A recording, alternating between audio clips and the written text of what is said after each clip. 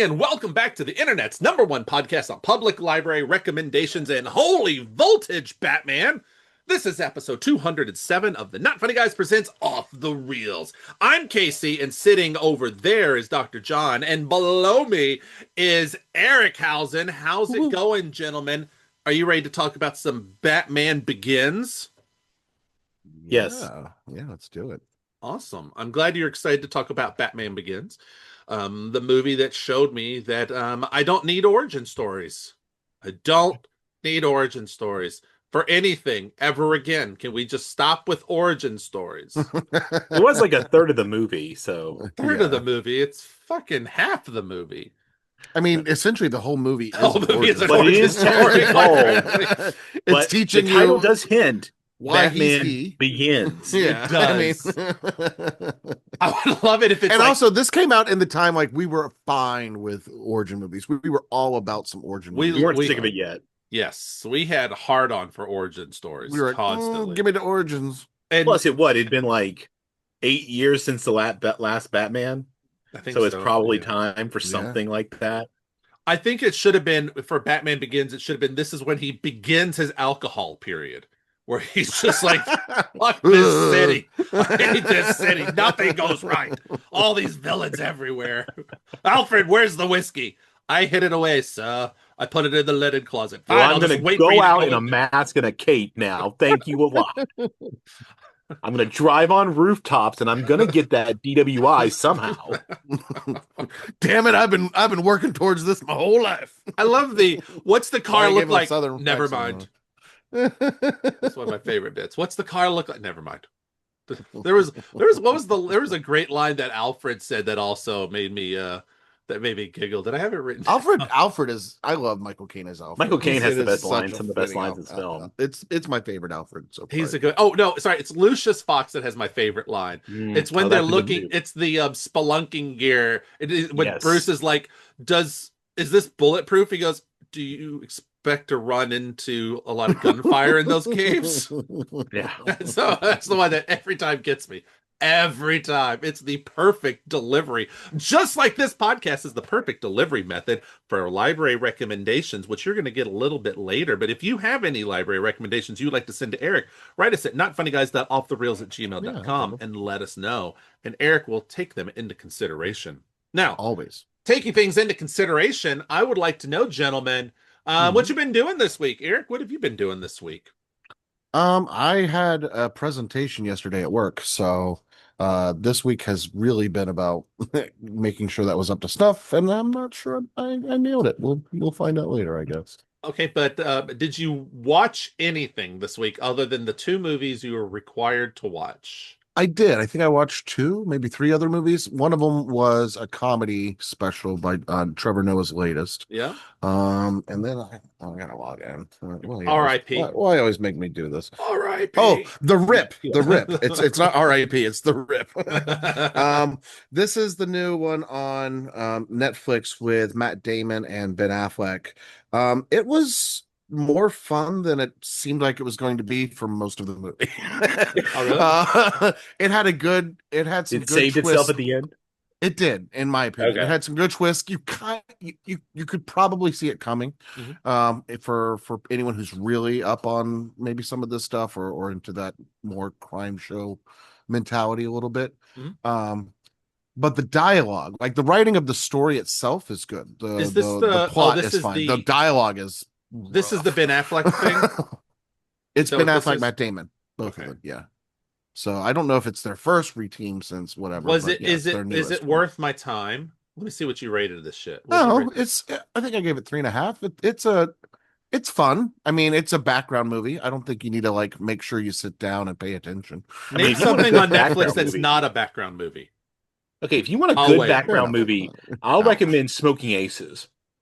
That is a movie with a Ooh. twist at the end that actually makes everything you saw like, Yeah, that's fair. oh.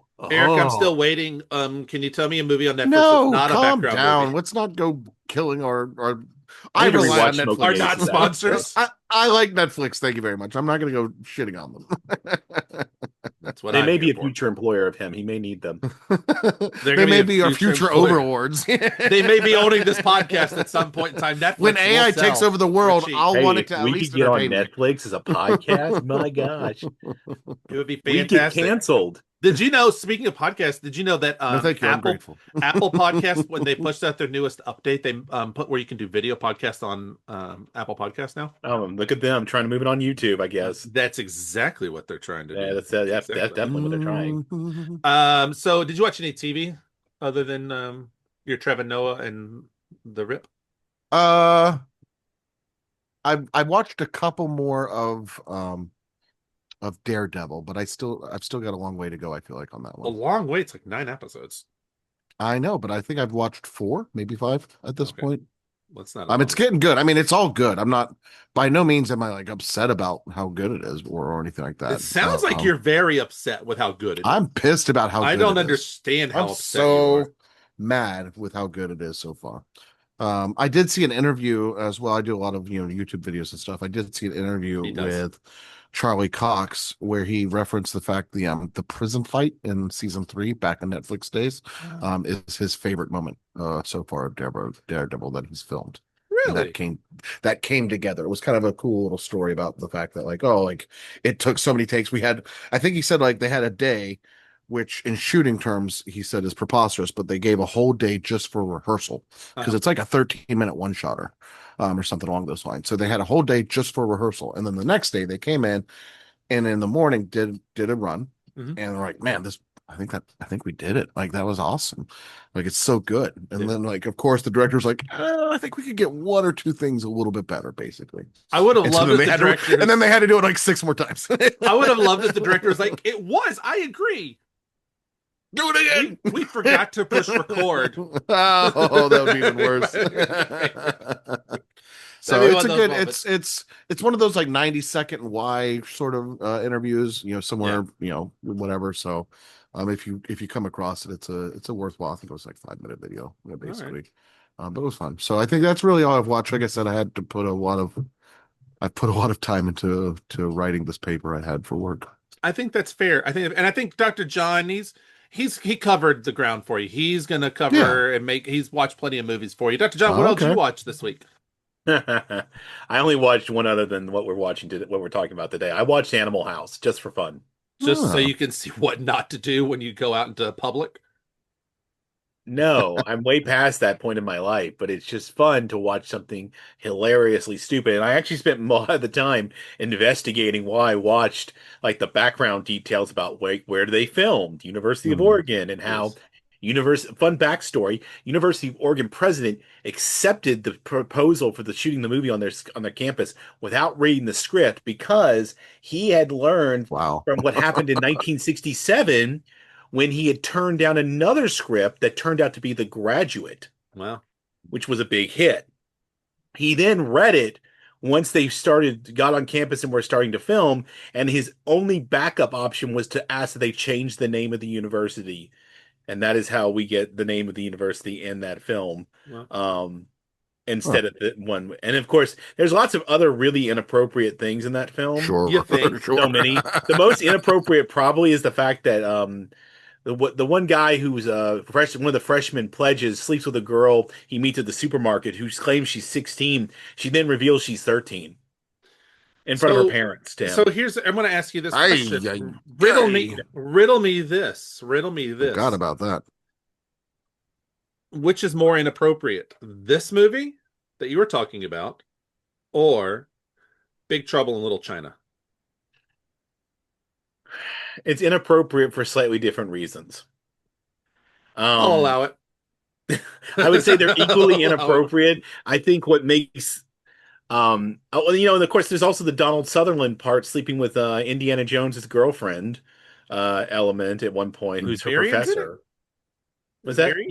Miriam's in it. Yeah. I've only seen Animal House once, and I didn't like it. Now, there was a scene where John Belushi downs an entire bottle of Jack Daniels, and I was like, Wonder what's in that. It was iced tea, but I would not have been surprised if it had been alcohol. Yeah, no, knowing Belushi. Although I think this was in Mhm. one of the small periods where he was No, it's when they were trying. trying. They were intentionally keeping him clean. I'd just say this was one of those periods where it was trying to keep him clean. And apparently, the only reason there was never a sequel is because when he died in 1982, that was all cut to pieces. Yeah, yeah. I mean, that They makes tried sense. to get a sequel to go forward, and no. Interesting. Yeah. It was I don't. also, by the way, Miriam from it was her first movie. Oh, It was really? also the first movie for Kevin Bacon. Really? No, No. no. Kevin Bacon's is No. Pretty sure it was. I thought it was his too. No, I'm gonna fact No, check I that think shit. I think it's I Friday think the it's like a 13th Friday is 13th. Yeah. it's Friday the That's 13th what for I Kevin heard. Bacon. Pretty Maybe I'm sure. thinking of the wrong. Maybe it was somebody else I was thinking of. Unless it's Kevin Bacon's like first like on-screen appearance, but his first like role, like big role was Friday the 13th. I could Like see that lines maybe. and stuff, maybe. Okay, so it is yes. Okay, so it is his first movie as like the small appearance of his first big role. He has two other small little things that are in Mhm. there. Oh. Starting over the Gift TV movie, Second Teenager and Hero at Large, and then Friday the 13th is his The second teenager. Oh, that's why it was such a good one. Yeah. I And was then like, he'll this is do one of Friday the Donald 13th. Sutherland's favorite films he's ever done. I could believe that. I could believe What, that. Animal House? You're back Yes. to? Yeah. Yeah, All right. same with Well, Casey. I could see that. did you watch any No, I TV? haven't really done. I've been trying to finish up the semester by basically getting a bunch of All right. grades and stuff done. So Mhm. I did not get to as much stuff as I would have liked to. Well, first off, I would like to publicly thank you for reviewing my short film Oh, yeah, script. you're welcome. Thank you for that. Eric, still waiting. Still Jeez, waiting. crazy. Jeez, crazy. No, seriously, thank you for that. More on that later, folks, in the future, possibly at some point in time. I've been watching a bunch of shite. I went on Friday after we recorded. I went and watched a little movie called Mortal Kombat 2. I think you told us that one. And The first hour was fantastic. uh-oh.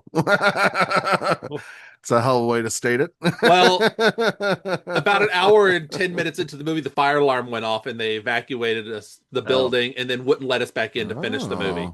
And then they were going to make us walk around the mall. And then after everyone started complaining, they were like, okay, I guess we can open this one side door and let you cut across.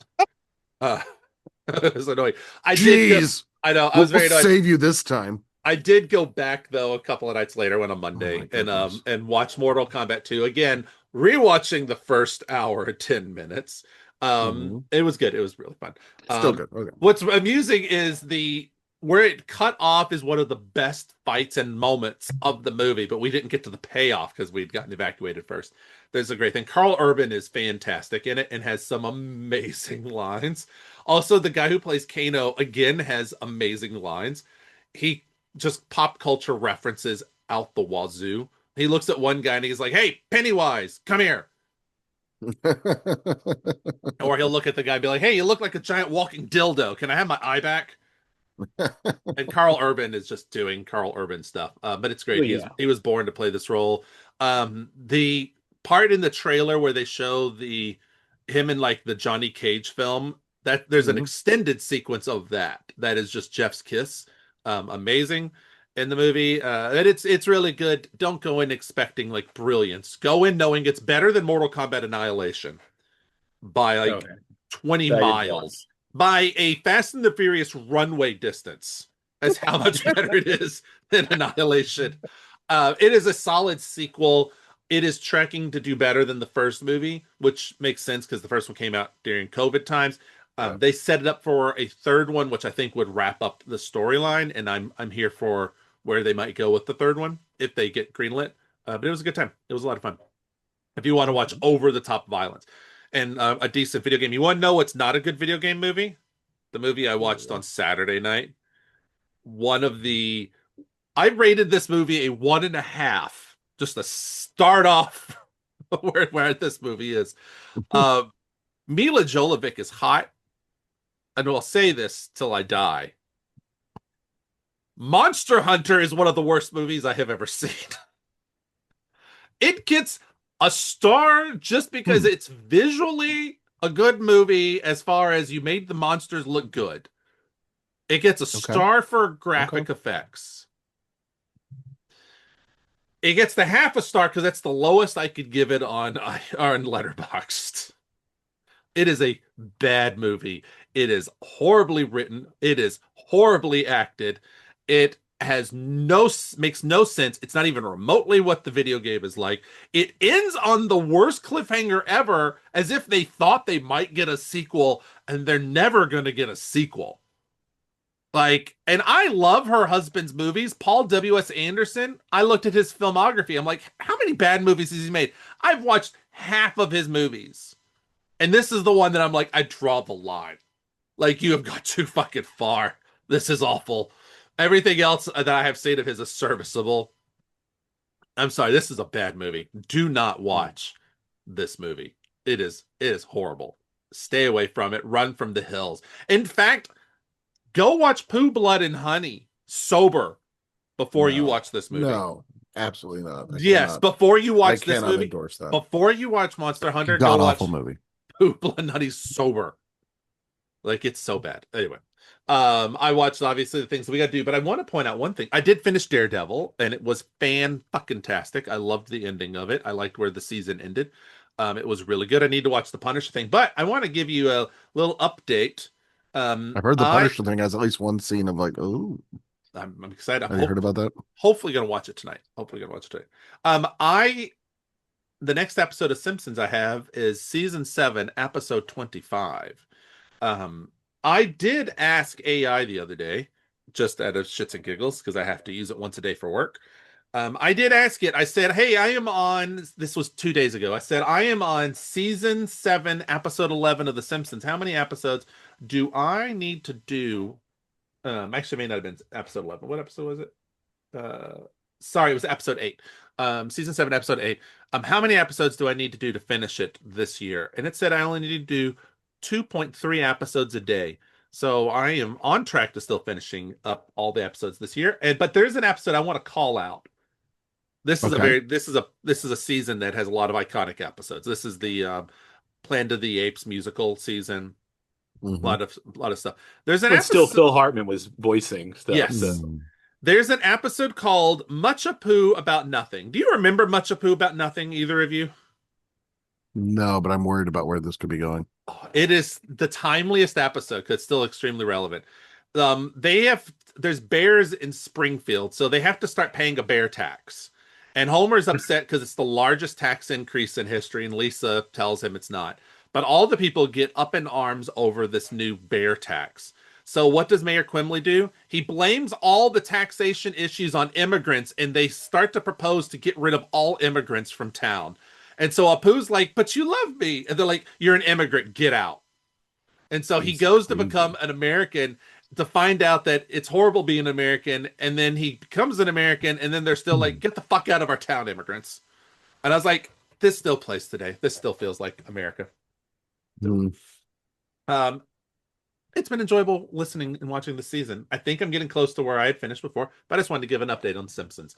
That is where I'm at. And I'm just trying to watch shit and play some shit and doing work. So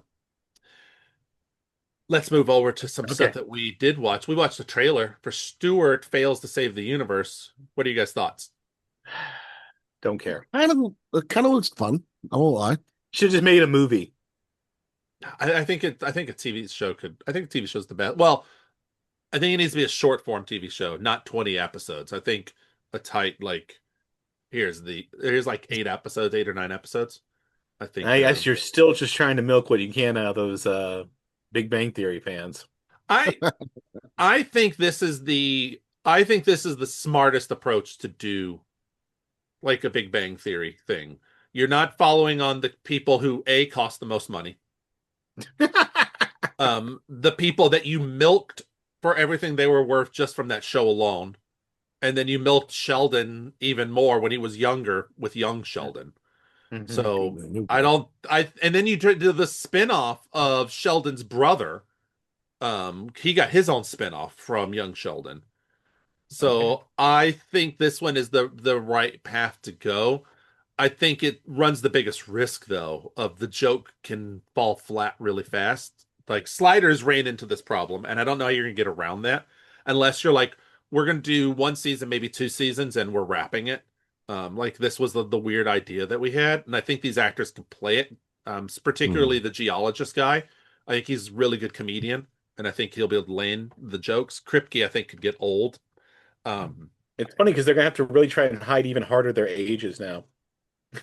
I don't think they need to. I mean, think they can dude, embrace. they were all like Kripke was already like he's playing like a 20 something. He was already like 40.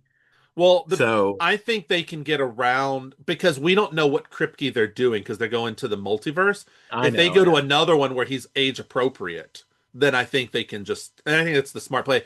They have to address Leonard, Sheldon, Penny, Raj, who's the other guy? Fuck, the one that married Harley Quinn. Shit, what's his name? Raj's friend. Wallowitz. Is Wallowitz? Wallowitz. Oh, wait. Oh, Wallace, yeah. They have to dress them. I think Harley's Wallowitz and friend. Raj are probably the two that you'll see pop up more frequently. I Yeah, think I would agree. Leonard and Sheldon you get once. Penny, I think you get once because she has other shows on HBO and she's going to want to maintain that. I don't know if you're going to get Wallowitz's wife, but she doesn't have a TV show since Night Court got canceled. So you might be able to get her. I think you need to tease Sheldon in every episode.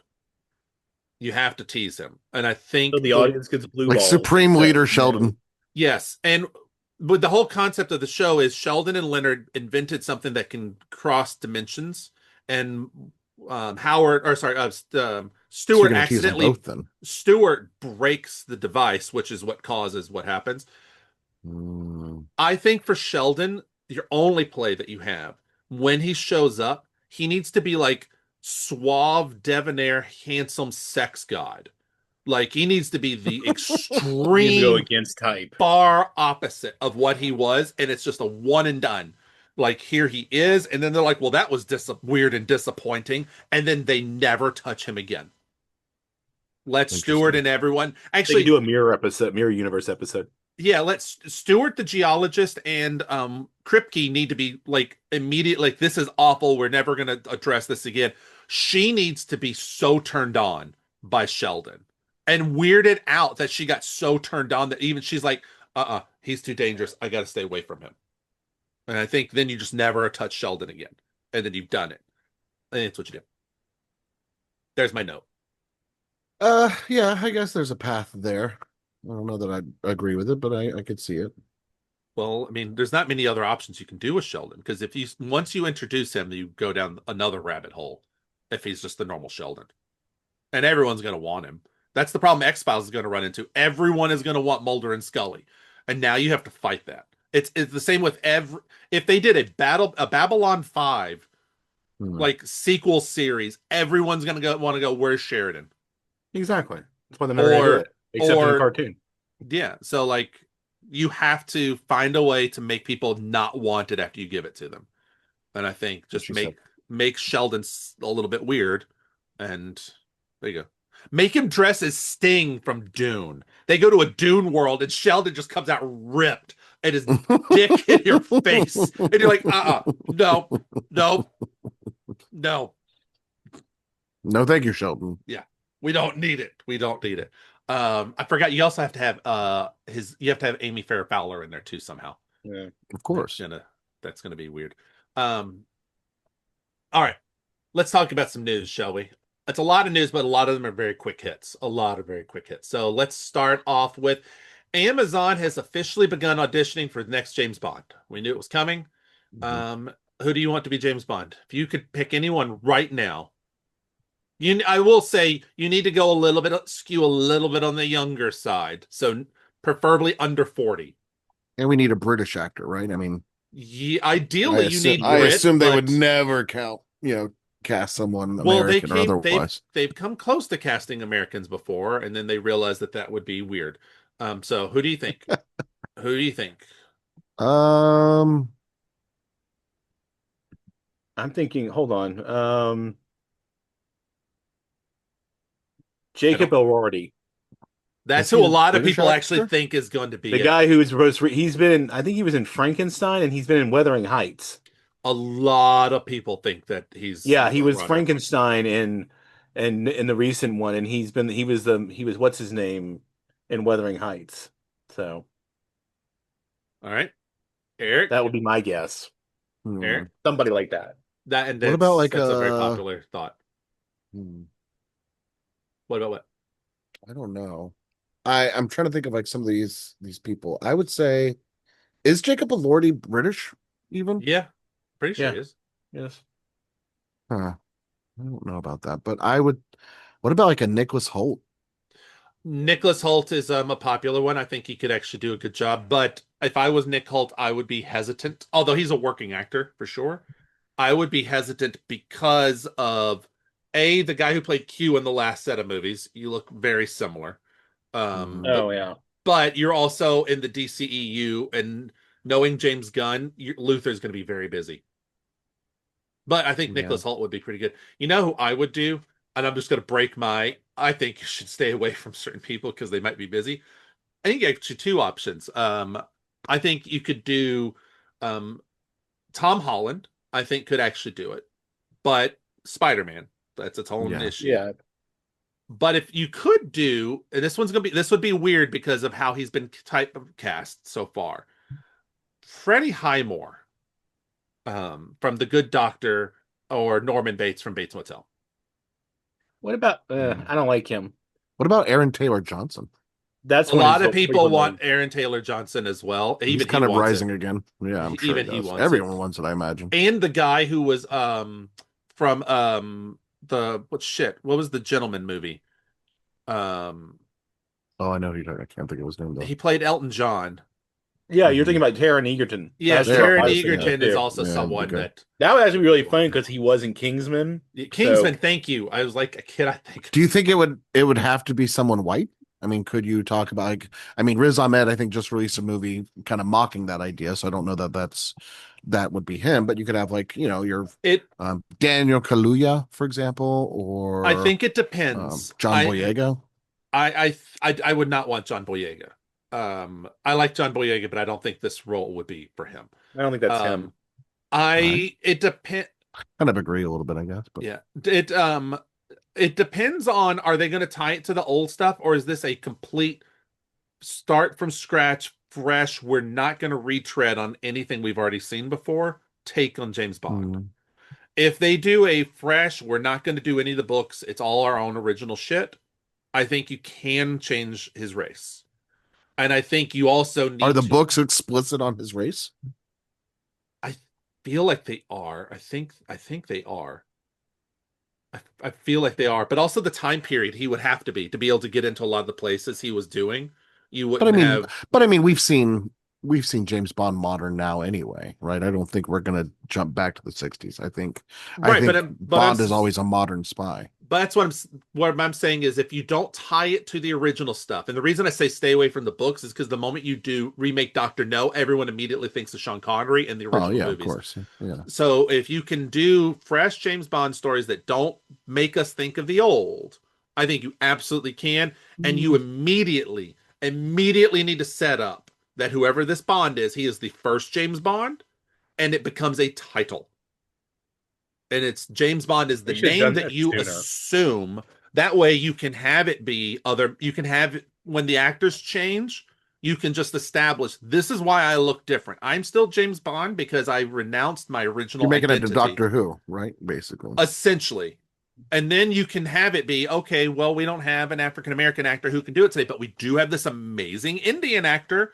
We have this amazing, whatever. And then you can shift it and change it. I think Because Dave I Patel would be a disagree. I really mean, good you're going to get version. backlash no matter when you do it. So I Yeah. disagree that you need to have some sort of play to make it work. Like look at Doctor Who. That didn't happen, right? The moment they brought back a white woman or a black man, people got fucking pissed in different ways, right? And Right. so And I don't mind that you're never always gonna you're never gonna skirt the controversy. I don't think you have to pay homage to the books in order to make him a white guy this time, right? I mean, no, that's just an excuse to avoid diversity. no. It's not that I'm trying to avoid people getting pissed off. It's I'm trying to solve the logical storytelling problem that you will run into.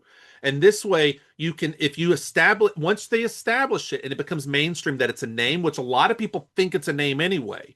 Once you establish that, then you can literally go anywhere with the character you want. It's But not I'm trying to get away from, because you're never going to get away from. We've already recast this character so many different times. We've already represented him in so many different ways. There's no reason not to just do it again, right? I don't think you have to establish some sort of lore that we could.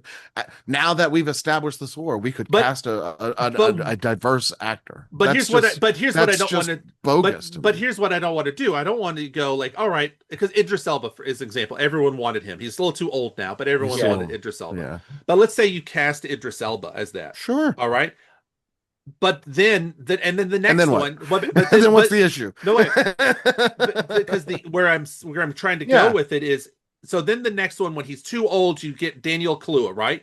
Now you've established two African American actors. That's what I'm saying. You don't have to make sure you replace the black guy with another black guy. I think we're ignoring the progress that we could make by simply just doing it and moving on with our life. If we always make the topic around race, then it will always be a racial issue. The problem is going to end up where I feel it's going to be is you have the problem now of it's always been a white person. So when you shift it, you're going to have the weirdness. If you start going, no matter what you try to create in lore, if you start rip the Band-Aid off, yes, rip the Band-Aid off, but put something in there that's just like, here you go. We don't ever have to follow this again. But I'm saying people don't care about that. We've already proven that when we try this, like, oh, let's make a little space for the people who can't handle it. They still can't handle it when we've already given them the space to. So I understand what you're saying, but I think it's a bogus argument. But I think you're not going to convince me. If you do Idris Elba this movie, Tom Holland 2 movies down the line, and then you go to Dave Patel, and then you go to another one. It's going to be. Then I'm going to say you have an issue more with the fact that you can't keep a fucking actor in the role. But if you're constantly changing and you're expecting an audience to always believe this is the same person, that's where it's going to be. But we have literally done that, Casey. That's what I'm saying. We have 6 Bonds behind us. We have constantly changed the Bonds, and people have just gone cool. And if you're telling me that the only reason people have gone cool is because they're white one after another is bullshit. I do think that is the reason why. I think you're gonna piss people off, but I think it's bullshit that we have to keep playing the game in order to eventually get there. That's what I'm saying. It fucking kicks the can. I'm trying to kicks the racial can, and I'm saying we don't need to give space to the people who we don't need to be tolerant of the people who are intolerant. And so the more that we try to give them space, the more that we're just causing the bullshit to happen. I'm trying to future-proof so that at some You're not future-proofing. That's what I'm saying. We've done this game already and failed at it. I'm future-proofing for the story of the whole thing. The story doesn't require him to be white. I know it doesn't require him to be white. I'm trying to set up so when you change up the actor, because you can also give stakes to the character. If the character is who you follow is always named James Bond, and there's a chance James Bond can actually die for once, which was always a big problem of those movies. He died one time in the last one, but 22 other movies, they would put him in the, oh my God, I'm going to kill you, Mr. Bond, with this laser that's going to chop your dick off. There's no stake because the audience knows James Bond will live. If you make it where the title is what is carrying over. He's dead right now. Yes, but every movie going forward, you need to set up where he actually could die. They are trying to set up a long-running franchise. If the character is always going to have to give up their name to become a person named James Bond, then you know that Bob can die, and there's going to be a new James Bond, and you can keep shifting it around. And it doesn't have to be a man. Just have it be where it's Jamie Bond whenever a woman takes over or something. But you have it now, there's stakes, so the audience can go in and be like, oh shit, they might actually kill James Bond in this movie. But which they did in the last movie. One out of 23. But one out of 23. But the last one out of 23. The last one out of 23, Casey. What I'm saying is right now, the character, as we've known him, is technically dead. And Yes, so I if you want to understand that. recast and you want to simply look at the diverse pool, I don't care who they cast. If they cast the most talented white guy, fine, so be it. But I'm saying if you're trying to limit it to the idea that it must be a white guy right now, I disagree with that premise. I'm not trying to, unless they're trying to do this weird prequel bullshit like they like to do sometimes and link it to all the other ones, which they need to stay But away they from those literally others. did that with Daniel Craig. You're He right. was And the prequel, you're and right. then they killed that Bond. But they could do it again, which is what I'm saying don't do. I'm saying stay away from that. But I'm trying to So say you're is saying they should cast a black actor. They should I'm saying just go ahead and rip the Band-Aid off like we are. Or I am. I would be fine with that. I'm saying get the best person for the role. Whether they are a black actor, an Indian actor, a white actor, a female, I don't fucking care who it is. What I'm Right. saying is in the story, in the lore, for the character, you have 007 is always going to be named James Bond, no matter who the fuck you are. When you come in and they recruit you, it's like Men in Black. You give up your previous identity and you are now known as James Bond here and forever as 007. 008 will always be named blank. 002 will always be named blank, no matter who is that person. Okay. M So will always be known as M. You don't need someone named. So in the very next movie, this is like Kingsman. Remember, they all took Arthurian names. Yes. So in the next movie, let's say they just cast Daniel Kaluuya. Yes. It starts off with him walking into the office of Q. Yes. They give him a new passport, says James Bond. Yes. Off you go, and that's literally the only line. That's cool in your book. Yes. That is established the whole thing, and then I still don't think it has to be a white guy. Like I don't think you have to establish that. No, like, oh, we I killed don't. the white guy. No. I don't want you to. The thing is, Eric, I don't want them other than just names of James Bond, M, Moneypenny, those names, which should also because you're working for a spy agent. See, be the name you're assigned, so no one knows who the fuck you are. But those names are the only tie to the original. That's it. But you're saying though that line has to be in there now, in order for you to accept that it would be a black person. You don't need it as a line. You could literally just have that moment you guys just described. Yeah, what you just described. I'm saying the passport. All right, no, but now his name. Now hear my argument. Now take out that moment. Is that truly required in order to cast a black person right now? It's not I just think required it's a good cast... moment for anybody. That's what it feels like you're saying is required in order not required. To pass it on. I'm saying is when you start the new one, establish that so that you can have stakes. And then when you do change it, no matter who it goes to, it makes way more sense for the audience. It's a storytelling technique to know this is what's going on. And I know there's stakes. We always knew watching the other James Bond movies, 008 is probably going to die, or 006 is probably going to die. But James Bond never did, so it gets to those points where he's held captive by a maniacal maniac of like, I'm going to kill you, Mr. Bond, prepare to die. He's not going to die. He's the star of the movie. But I want to know that there's a chance he can die. That's what I'm trying to say. And what you said was perfect. Daniel Kaluuya walks in as Jim Smith. He walks in, he gets recruited. Okay, Mr. Smith, you are now dead. We recruited you because you have no family. You are dead. Here's your new identity. And we just hand you something. And he's like, all right, cool. This is me now? I don't have to pay taxes anymore? Cool. And they just move on. Moneypenny. Hey, that's the best part. You don't have to pay taxes anymore. You're dead. Moneypenny, so no one knows who she is and can link back to that. Just let Moneypenny be the alias that you have. It's all just your alias. M. It made no sense to me when they switched to Judi Dench M versus the male M. Why do they all called M? And they go from Judi Dench to another man. It's M. So you establish that clearly is a title. So just let James Bond be the title. That's what you are known by. So when you get found out in the field, like they do say, we will disavow that you exist if you are caught. It's way easier because you made up the name James Bond. If your actual birth name is James Bond, run the fucking fingerprints and then you know who the hell this person was. You know, it makes a lot more sense for it to be that way considering the fact that he literally fucking tells people who he is. Yeah.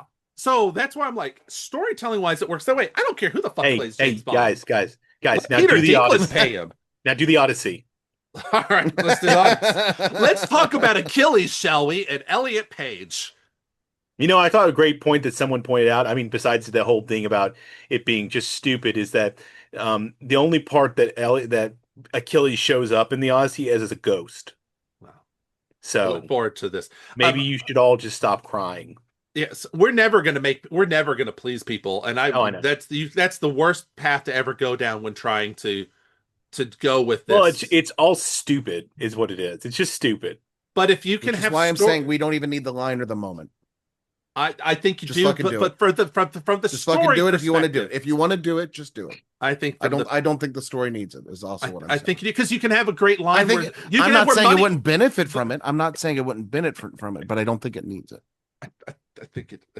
I think it. I think that's where I think we're splintering. I Is think that you feel in order for us to be able to do that, you have to have a line that says it's okay to do that.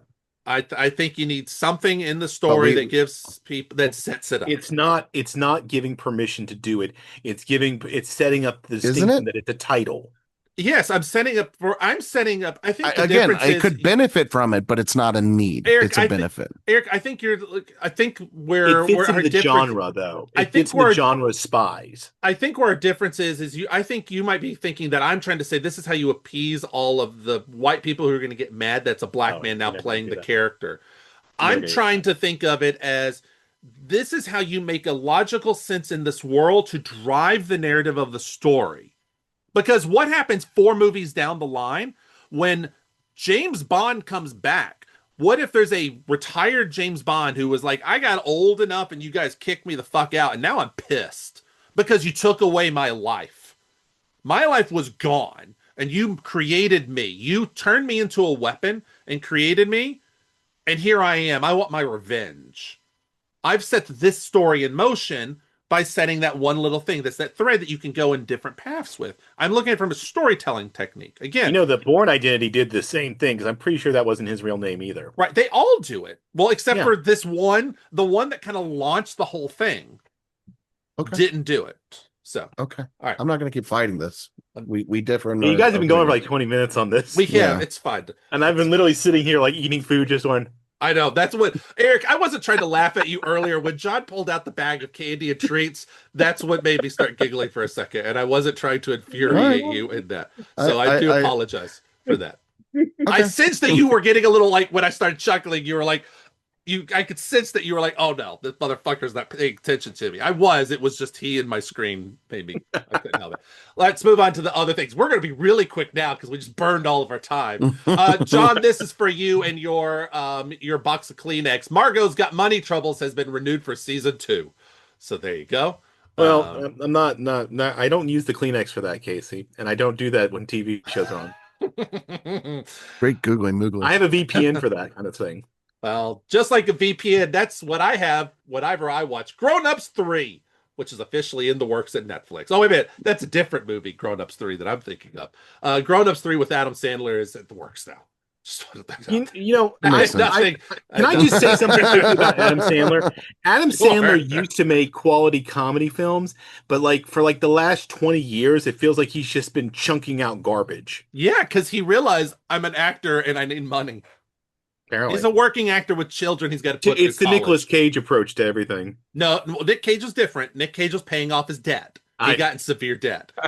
Adam Sandler's trying to pay for his children to go through college. Debt, but slightly different reasons why. Slightly different reasons why. His daughter's doing her own stuff. She should just start paying for herself now. I agree. How many kids does he have? Someone look that shit up. Legend of Zelda movie has officially moved up its date by 2 weeks, I think. It's now going to release on April 30th, 2027, and I cannot wait. And I can't wait for the world to get upset that they didn't cast a trans actor as Zelda, because I know that's coming. They want Hunter. Is it Hunter Schiffer? I had no problem with that casting, but everybody made a big. I'm like, I don't care. Just cast the person, and put out the movie. Right? They didn't, They didn't cast Hunter, so I'm waiting for people to be like, is it written into the story that I don't think anybody's going to care about it that much? Just got to write into the story that it's okay to do. Again, we're not changing up Zelda's and the Legend of Zelda storyline, Eric. You actually can do that because every game is a different timeline. I agree. It's actually necessary to do it, is what I'm saying. It's a different timeline. Okay. All right, let's argue about this now. I will. Just like I'm going to argue about Netflix should not do this. This is a pure money grab. They announced a global concert tour for K-pop Demon Hunters, and they should not do this. Yeah, that's a money grab. Yep. It's a money grab. There's not enough songs to warrant a concert. No. So Sandler only has two Like kids, half by the a way. set list at best. he only has two. I thought he had like Two, more. I two thought he had daughters, five. according to this. Huh. According to this. Yeah, all right. got- And yes, it would be He's a a family set list. man, so he's got like nephews and stuff. It seems like. Probably. The movie everyone's wanting, particularly John, because he is an Anglophile and he loves everything British. John, you're getting your wish. You're getting a new Adventures in Tintin, a sequel to the animated movie from I think 10 years ago. Okay. Yeah. This one's for Eric because I gotta make Eric happy somehow. Conan O'Brien will host the Oscars again. Nice. All right. He did a good job. Vision it's Quest. all masturbation, but good. Vision Quest, we have a release date now. Actually, we have a release month. It's in October. And we do know that Ultron will be playing a human form of Ultron, but we don't know how yet. Ooh, so I'm intrigued. They wanted James Spader back, and he didn't want to be a silly CG person. So he's there for real. Yeah. I'm going to be curious to see fair enough. How they're going to do this. Ahsoka season 2 has been delayed. It will now be out in 2027. And supposedly they are canceling the Mandalorian Ahsoka crossover movie. Apparently that's getting canceled.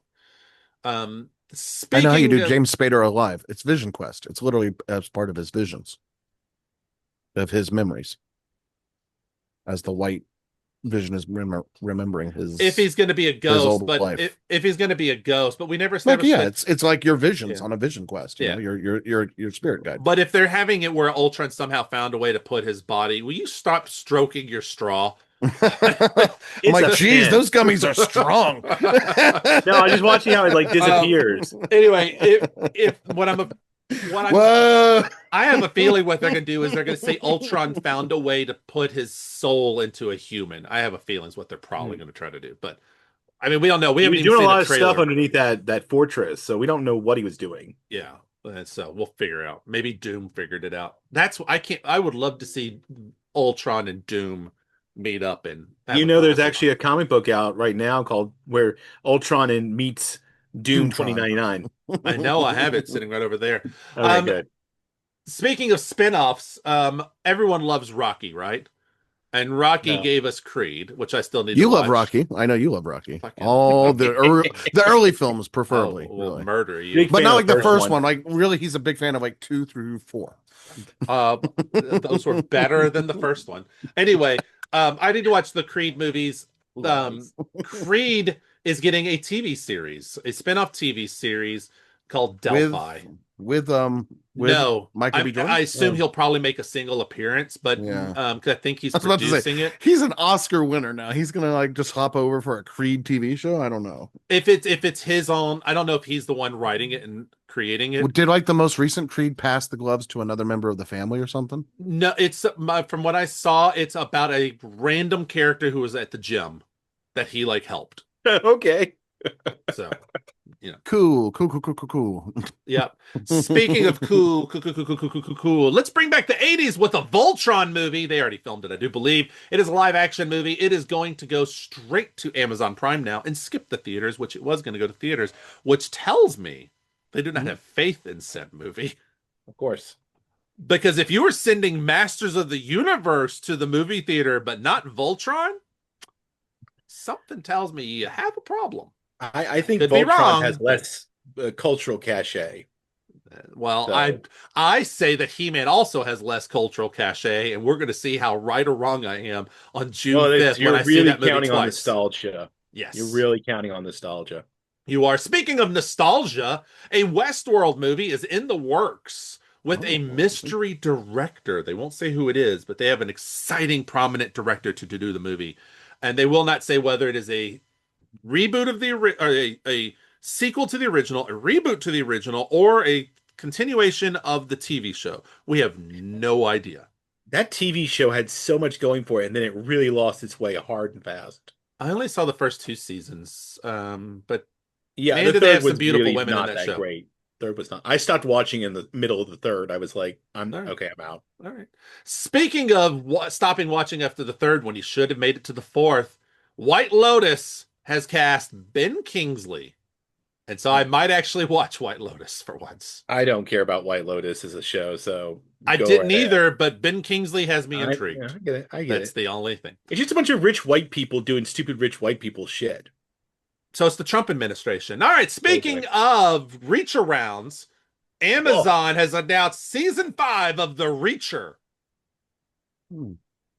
Well, Reacher it or wasn't just his fault Reacher? about that fight, It's so Reacher. he's all good. Yeah. I think the biggest piece of that is it shows that they had faith in their actor. Well, Because yeah, they but I mean, like, also when the body cam, when his body cam footage know. he had came out, it was like took that other guy's story and just threw it in the trash can. I know, but some people would have like immediately fired him just off I that know. first story. Well, that's They the thing had is, faith in him. So I have problems with doing that, like the knee jerk reaction. Why don't you let the because it's a cultural thing of our problem of our times, is why don't you let there be an investigation and then find out and then make a decision? we ain't got time for that shit. I mean, I'm just look at the saying. Epstein stuff. We ain't got time to do an investigation that lasts, I don't know, 20 some odd years. It shows There enough were no evidence investigations before recently. They literally sat on all of it. It's true. They did sit on it. We ain't got time for that shit. Although they should get rid of the person who's in office who's part of that shit. Anyway, speaking of X-Files, we talked about that earlier, and will David Duchovny appear or not? We've cast 2 new people, and we don't know who they are. Amy Madigan, the new Oscar winner, and Steve Buscemi have joined the cast of X-Files. I'm excited for that. I was excited. Let Steve Buscemi be the smoking man. Come on. I never thought of that. Actually. That would actually be good. That's my first thought, actually.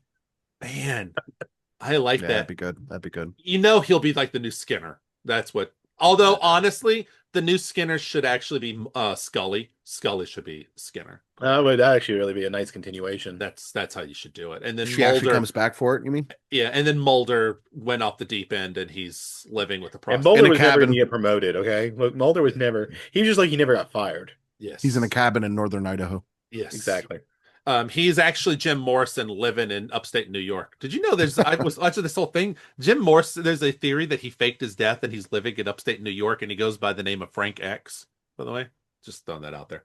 Good for him. I know. A Ted sequel series is officially in the works, and it will be called Ted, the Animated Series. And it will be voiced by Seth MacFarlane, Jessica Barth, Amy Seyfried, and Mark Wahlberg. Okay, so this is a sequel, and they have a prequel television show. Yes. The prequel TV show is pretty fucking funny. Well, I saw does the the episode sequel where just Bill essentially Clinton comes to start the going Dunkin' back Donuts. to the originals? I have no idea. They haven't said. It's Seth I saw the MacFarlane can episode go where they anywhere. have Bill Clinton come to the Dunkin' Donuts. Yeah. Holy shit, that was good. Speaking of holy shit, it was good. You know what's coming out not on October 13th, but it's coming out on October 15th? Halloween? Friday the 13th. This prequel series, Crystal Lake. And I am looking forward to it on the cock. I didn't name don't name your streaming service Peacock, all right? Just saying. Just saying. They know what they did. They know what they did. Touch the peacock. What would have been great is if they would have merged with Max, and then you could have just had Max cock, and it would have been great. But they didn't. Or cock smaxing. Like there we go. We could be with the current lingo at the time. Yeah, exactly. There we go. I'm cool. I'm hip. All right. Speaking of cool and hip, I just discovered that Weird Al is having a concert at TD Garden the day before my birthday, and it makes me very excited. It's actually cheap tickets. But I'm more excited that there's a Weird Al musical headed to Broadway. They're working on it, and it's the same creative team behind Beetlejuice the musical and Moulin Rouge. I think this is going to be amazing and should be the most meta musical ever made. Okay, well, I hope it's in vain of like his movie. That he will Lauren Boebert be invited to this the screening? I hope she's a part of the show. Same. She has nothing else to do. And let it be a running gag that she just walks across the stage giving someone a hand job. No. She's in the audience and they just turn the spotlight to her. Yeah. And then they bring it back. Sorry, not ready. Now, John, have those gummies kicked in? I didn't take any. Yeah. You really need them because, Eric, it's time to talk about some family, baby. Yeah. Are you ready to talk about family? Let's get furious about it. Furiously excited for this. We're going to get furious with the cock. because Okay. they announced there's Do a you get fast. lotion for that? Because I'd be careful. You're gonna need it in a minute when I get done. They've announced that there's a Fast and the Furious TV show in the works for Peacock. And Eric, who do you think it's going to be about? Roman? Okay. You no. Think it's Roman? Okay. No. Well, no. Okay. I don't. I mean, Brian. Are they going to try to like Brian? Okay. What else? Brian? Is that what you think? What are you thinking? No, I could see Roman or something. I mean, that would be great to get like a Hobbs and Shaw. Yeah, okay. What about a Letty? Maybe a Letty show. You guys keep talking. I'm gonna get a drink. So just tell me who. Wait, John. You got to hear this last bit. Is it everyone? It's possible it's everyone because Vin Diesel said they're making 4 live-action TV series. Like 4 different series? Yes. Oh my goodness! Finally gonna jump the shark. So, yeah, John, you were well. If you saw you saw the end of the last one. I think they were jumping some sharks. Oh look, Gail Gadot's back. Ooh, you're gonna need that lotion. No, I won't, because that really just deflates me majorly. Okay. All right. Well, let's build you back up. I find myself going fast and furious all night long. That's why I can't handle 4 shows. I don't have enough lotion. He's gonna burn out. He's gonna dehydrate himself. I just want to say I'm intrigued. I'm intrigued because I love a train wreck, and I want to know how this works. Oh God! But here's how I think this works: one way and one way only. All right. It's 4 shows, 1 a quarter. All right. 5-6 episodes max each one. Okay. And you do this is Roman's and Tej's life flashing before their eyes before they die on that plane. And here is this one's story of their, and then you just go each little segment, and then you're done with it, and then it leads straight into the movie. Then I can handle it, but I do not want the Tej and Roman show that goes 5 seasons. And actually, that one I actually would want. Yeah, you do. I would want. So I picked a bad example, but I don't want the Letty show that goes 5 seasons. At that point, I'm like, no. That's true. No. Yeah, we don't need a telenovela on TV from Fast and Furious. We need a buddy comedy. Yeah. That's why Hobbs and Shaw would be fine. Hobbs and Shaw is the only other, or just the Shaws. And then you get Helen Mirren and Jason Statham to But you could. I mean, they don't want to work together, so you could have the Shaws and the Hobbs, go separate paths. And then you have a Polynesian set. You have, and honestly, you could even set it in like, but they're going to do something dumb, Eric. They're going to sit there and be like, Roman Reigns was in Hobbs and Shaw, and he's popular, so let's do a character on Hobbs's cousin. And we'll be like, no. Please no. No, not Roman. Or here we go. Unless that gets him out of the WWE, in which case the last we can talk one. about that. It's one about Mia and her selling her tuna sandwiches that no one wants to eat. Yeah, it's just a prequel about like that struggling business it's all in LA. It's all the people who went to the hospital from eating her tuna sandwich.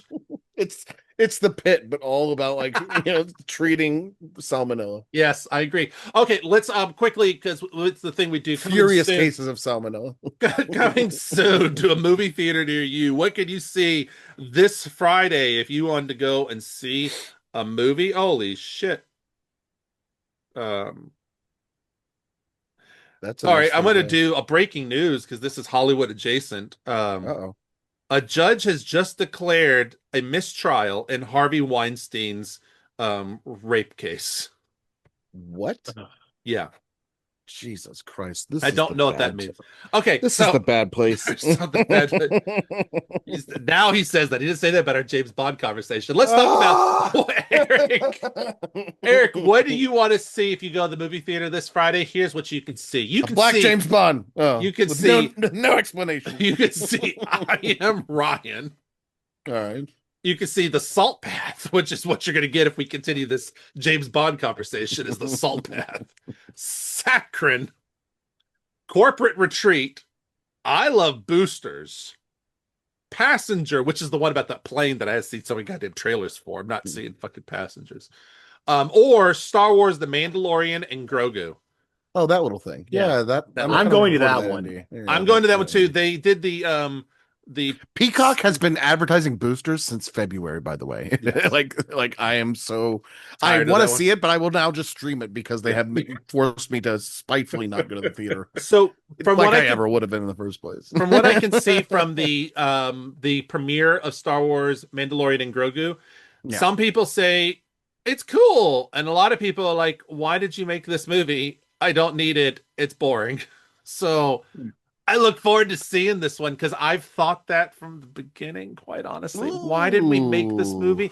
You didn't tell us we still don't know what the plot of this movie is. that is kind of true. And usually I It like to know the does. plot before going It's in. always kind of felt like, oh, wasn't this basically just going to be like a special on Disney Plus, and they're trying to capitalize What it feels like, on it doesn't it? Maybe. somehow? Yeah. Well, speaking of capitalizing on things, Eric, tell us about a library. Capitalizing for sure. All right. Well, as our audience and viewers know, we have been discussing the libraries of the towns, the hometowns, the growing up towns, primarily um, of our Batmen that are to be, especially when we change to a new Batman, as we are doing this week with Batman Begins. And of course, our Batman this week is Christian Bale. And he hails from some place that's going to, I have never done a library from this place. It is Wales, Massachusetts. I have never done a library from Wales, Massachusetts before, but that's because they only have the one Wales Public Library in Wales, Massachusetts. Sorry, folks. I'm not ready to go international just yet. I want that to be a bigger deal.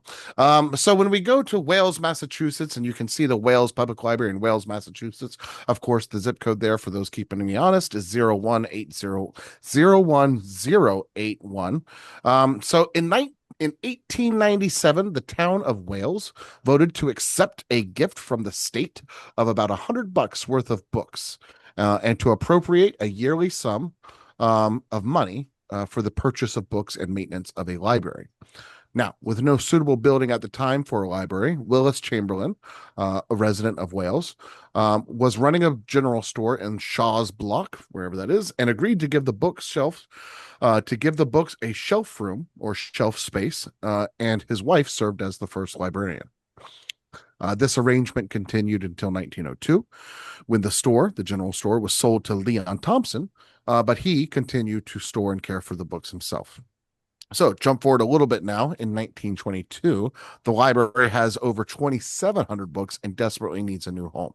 So, the Baptist Church of the town gave the town as a gift, which was thankfully accepted, the place known as the Fisk House, Fiske, not quite marvelly. The Fisk House, built in 1841, and that's on the corner of Main and Church Street. That was by Stephen Fisk, who built it back then, 1841. He also ran a sawmill that was nearby at the time. The Fisk House was and is a centrally located, and the town voted to appropriate $500 to be used in the making of necessary repairs, and began the work of turning the building into a library. In the fall of 1923, the building was ready. The books were removed from the general store, which is where, of course, they had been for the last 26 years, and the store was opened, or the house was opened as its libraries. Now, Wales itself, talking about the community, it's a community of approximately 1,200 people.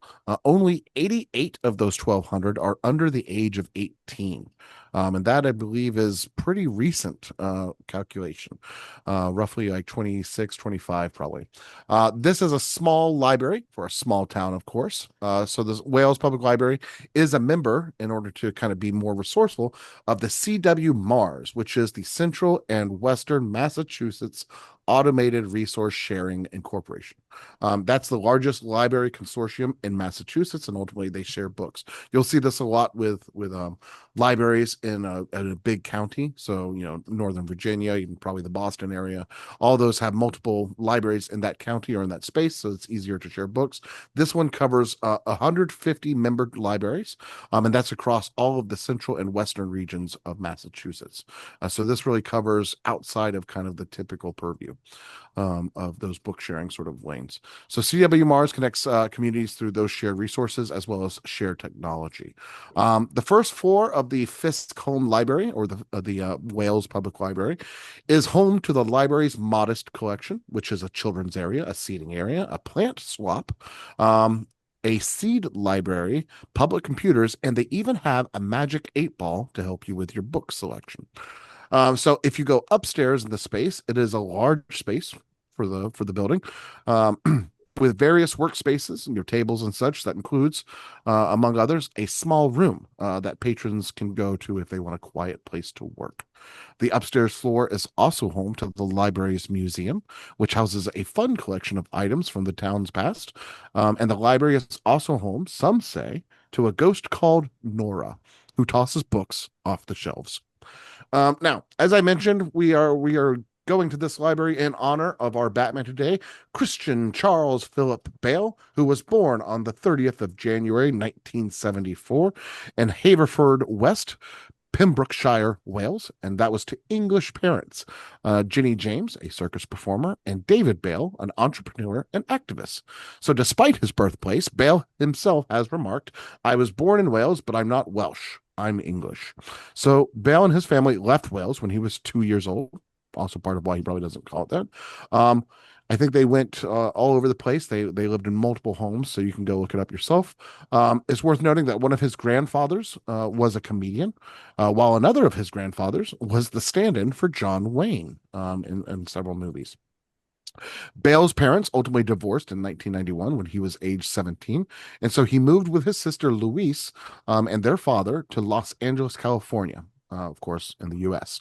Now, after deciding to become an actor at age 10 before the move, Bale secured a minor role in the 1986 television film Anastasia, The Mystery of Anna. Now, its star, Amy Irving, was married to the director Steven Spielberg at the time, subsequently recommended Bale for Spielberg's 1987 film Empire of the Sun. And so at age 13, Bale was chosen from over 4,000 actors to play a British boy in a Second World War Japanese internment camp. So that kind of was his main first big break. But even still, he did a lot of indie movies. I think one of the movies right before Batman was The Machinist. So he was known for his kind of intense work, but also finding very story and character driven things. So you could arguably say he was somewhat unknown, right? So for Batman, Nolan cast Bale, even that he was unknown, and maybe because of it, because Bale had exactly the right balance of darkness and light that Nolan was seeking. So that kind of gives you some insight into why he's our Batman today. Now, Wales, Massachusetts, back to Wales. And the library itself is only a little southeast of Springfield, if you're trying to picture it on the map. So that's pretty far west compared to Boston, and only about 10 miles west of Sturbridge, Casey. So this is good for you, where you can get some of the best barbecue at the state or in the state, and that's at BT's Smokehouse. I believe I've recommended it to you in the past. So next time you go get yourself some barbecue, head about 10 miles west and go check out the Wales Public Library. And when you can do that, just so you know, is Monday and Tuesday. You can get there between 2 p.m. and 6 p.m. Wednesday, you can get there between 12 p.m. and 6 p.m. Thursday, you can get there between 2 p.m. and 6 p.m. Friday, it's closed. Saturday is only 9 a.m. to 12 p.m. and then Sunday is closed as well. So some pretty unique hours. Again, small town, a lot of volunteer work going into it. But that is the Wales Public Library in Wales, Massachusetts. I hope you grab some barbecue and check it out, Casey, on your next trip. Why, thank you, Eric. I will. And also, thank you for introducing me to the let me know you're British without saying your British name of Christian Bale. The most Christian Charles Philip Bale. Yes, the third Esquire and escrow. Batman Begins, June 15th, 2005, PG-13, Warner Brothers, 2 hours, 20 minutes. This little movie, the movie that could, had a lot of work to do, a lot of heavy lifting. So No the last movie went from it was so Batman Forever 100 million to make, Batman and Robin 125 million to make. This one cost 150 million. So clearly they were like, we want a new one. Give you a little increase, just a little. It has been 8 years too. This is true. Batman Forever in the US was 184 million. Batman and Robin only made 107 million. This one, though, was popular. People like their Bale. 207 million in the US. Okay. Now, globally, Batman Forever was a meager 336 million. Batman and Robin 238 million. This one was 376 million. Again, people like their Christian Bale. Also, But they in learned to either like case, Chicago. They like Chicago. They also like James Gordon. They also like Lucius Fox. They also Good had cast. already established that we like Christopher Nolan by that point in time. True. There was a lot going for it. it's worth noting though that Batman '89, the original, and many people did better still in both those numbers. Domestic and international. So I think that is because that was a true cultural moment in the US. True. Yeah. Whereas this was a building back trust. I think it was It the Prince wasn't. song. It was definitely the Prince song. Definitely the Prince song. Speaking of Prince songs, let's talk about the Golden Abacus. We have the Golden Abacus Awards where every now and then we try to see who is the better at trivia.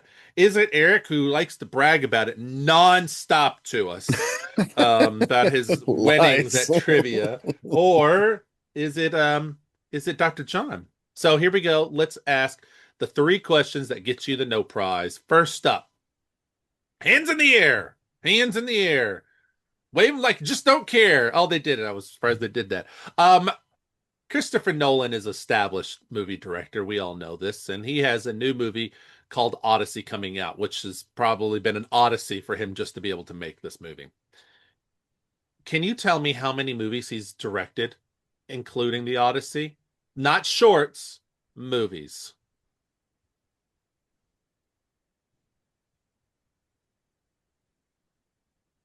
I don't feel like doing it all in my head. I'm going to say I think yes. 10. All right. 10's a solid guess. Eric? And a reminder, closest without going over is going to get the point. I'm going to say 9. Eric, you should have gone I'm gonna say higher. that. It is 13. Oh, okay. 13 Oh. if you count Odyssey. So Dr. John gets the point on that right. Really? one. Yep. He has a bunch of shorts though. So if you go in, I think he's Yeah. he's Yeah, 17. I know that, but I'm trying to think of like the movies because Memento's his second main movie, right? Memento is his second or third. I'll call him off to you real quick because I'm pulling up the page as we speak. So his directing stuff, I don't want producer. Here we go. His directing is starting from the beginning. Short, unfinished, short. Following is his first.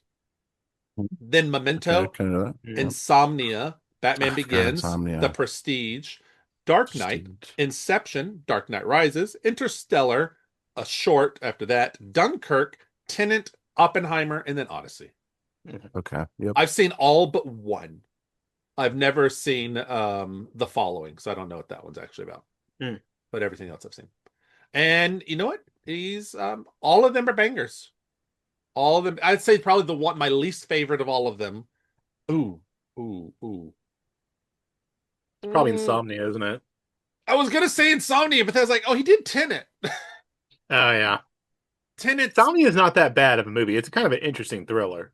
None of them different. are. But here's the thing: none of them are bad.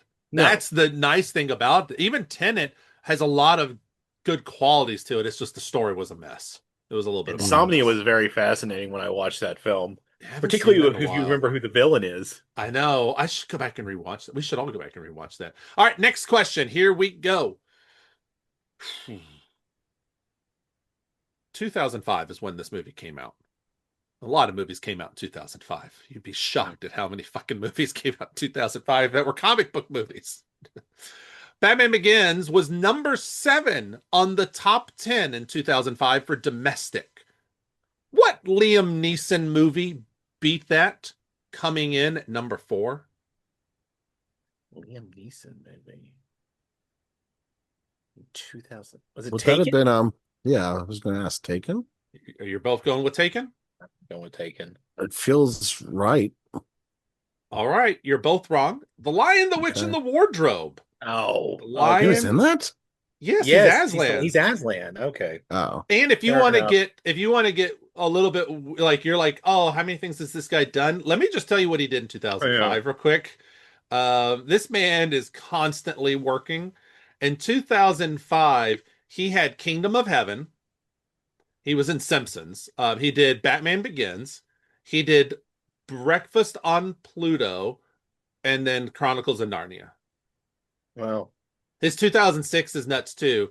He did a short, then he did American Experience, Seraphim Falls, Xavier, and Home, and then the narrator for Sergeant York of God Country, or God and Country. Anyway, bunch of stuff. But neither of you get a point there. So yeah, you both lose. I like that. Eric, though, we need you to get some points. So this one's for you, Eric. Don't fuck this up. You get 1 point for what you get correct, all right? Okay. Name 2 people who were considered for the role of Batman before Christian Bale. 2 people. 1 point each. Ryan Reynolds. All right, Ryan Reynolds. That would have been a different movie. I know. All right. Trying to think of who. Orlando Bloom. Orlando Bloom. All right. Dr. John has named his 2. Eric? 2 dark horses. What's really funny is we talked about this last week. I'm going to say Cillian Murphy. All right. Oh, shit. All right. And then, and then Leonardo DiCaprio. All right. So I'm going to give you, you've now locked it in. So I'm just going to. Because those are both players of Nolan. All right. So we've mentioned one of these multiple times today alone. And one of them is related to Katie Holmes in a weird way. That was there. So the people are, neither of you got a single one, but here are the names. Wow. I thought he had Cillian Murphy. I thought he was right. Keanu Reeves, Jake Gyllenhaal. That makes sense. David Boreanaz, David Duchovny, which we talked about last week. Okay. Joshua Jackson. Oh, no. Yep. Wow. Yeah. Well, I think they went with the right guy. Yeah. I agree. They definitely went with the right guy. Speaking of the right guy, let's tell you who that is. This movie was directed by Christopher Nolan. It was written by Christopher Nolan and David S. Goyer. Music was Hans Zimmer and James Newton Howard in their first collaboration. They wanted to make something unique. And then the cast is Christian Bale as Batman, Michael Caine as Alfred, Liam Neeson as Deckard, Katie Holmes as Rachel, Gary Oldman as Gordon, Cillian Murphy as Scarecrow, Tom Wilkinson as Carmine Falcone, Ken Watanabe as Ra's al Ghul, and Morgan Freeman as Lucius Fox. There are other people in this movie, but those are the big players. What did you think? Well, what about Rutger Hauer? Who was Rutger Hauer in this? I didn't even see him in the IMDb. He is he's the guy who's running the company that Lucius Fox takes it from. That's Rutger Hauer. Are you sure it's Rutger Hauer? It's the guy from X-Men. Oh, yeah, it is Rutger Hauer. Huh. No, it's the guy from Blade Runner. Right. It's the guy from Blade Runner. Yes. You're right. I didn't even. Thank you. Sorry, you are correct. He's dead now. Yes, I know he's dead, but I love him as an actor, and I thought it was an interesting part. No, I didn't even realize that was him, and I glossed over his name when I was doing through it. So sorry. He also played Revenge of a Dangerous Mind. He was a wonderful character in that movie too. Reverse Abacus, Casey. What trilogy did David S. Goyer write before Batman? Blade. Damn it. Congratulations, Eric. You thought you were going to stump him on a comic book question. I did. Also, one when we call through all the writers whenever we talk about something. It's true. And we talked about the Blade movies. All right. All right. So I heard a great, I don't remember what the whole, I got to find the joke. There's a great joke about I Don't Want to Wait. But now I don't remember it now. Anyway. You want to do Dawson's Creek? It was a Dawson's Creek. I don't want to wait. And I think it was 90108. What's the zip code of Dawson's Creek? 90108. Okay. Well, thank goodness we didn't cast Josh. That's why you're here. Or James Van Der Beek. James Van Der Beek would have made a really interesting Batman. I think he could have been. I want to say, hey, Casey. Yeah. Do you want to see my mask? I don't want to see your mask. You keep that mask in your pants. I'm sorry, but Cillian Murphy as Dr. Crane. No, he is a fantastic Dr. Crane. I love it. Also, you know who I love in this movie? Joffrey. Baratheon. Yes, Joffrey. What So a little what a innocent boy in find. the whatever they called it, that little slum Now you know zone. why he's gonna go Yeah, when I crazy was watching later. the search, I was like, "Oh, hi, So Joffrey."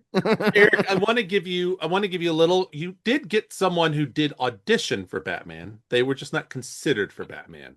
Well, Uh, that's the same. You don't no, get called to audition well, and when you do without an a slight open, consideration. no, when you do an open casting, because they did an open casting call. So, but I called out the people who were like the top contenders. Cillian Murphy, after what I was reading, I after would he say he auditioned, was. was immediately like, "No, we want you as this other character." Like Yes, it wasn't that's like it. it was like you're awesome, not in that role. You need to be this, and so they shifted I him. knew he was involved in it. That's So why I he was thought Eric never. had something. Yeah, he was on I the knew right there was a track. connection. He just wasn't one of those that they locked I in think on it's a that they half wanted. point, but No, not giving half points on this.